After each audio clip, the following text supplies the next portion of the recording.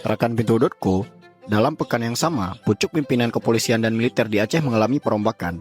Setelah Kapolda Aceh resmi berganti, giliran Pangdam Iskandar Muda dan Kasdam Iskandar Muda juga diganti Panglima TNI. Kapolri, Jenderal Pol Listio Sigit Prabowo melantik Brigjen Pol Marzuki Ali Basyah sebagai Kapolda Aceh di Jakarta di Gedung Rupatama, Mabes Polri, Jakarta, Selasa 19 Agustus 2025.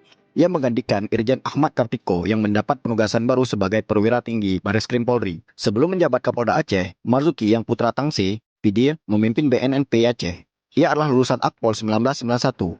Sama dengan pendahulunya, Ahmad Kartiko. Sementara itu, di tubuh TNI, Panglima Jenderal Agus Subianto juga melakukan rotasi besar-besaran. Pangdam Iskandar Muda Maijen Niko Fakhrizal digantikan Maijen Joko Hadi Susilo. Sedangkan Kasdam Iskandar Muda, Brigjen AI Supriyatna digantikan Brigjen M. Fahmi Rizal Nasution. Maijen Niko digeser menjadi staf khusus KSAD, sementara Brigjen AI dipindahkan sebagai Inspektur Pusenarmet. Mutasi ini merupakan bagian dari rotasi 410 perwira tinggi di lingkungan TNI, sebagian besar terkait validasi organisasi dan pembentukan sejumlah satuan baru. Dengan demikian, dalam hitungan hari, Aceh mengalami pergantian 3 pucuk pimpinan sekaligus, Kapolda, Pangdam Iskandar Muda, dan Kasdam Iskandar Muda. Selengkapnya di Pintu.co.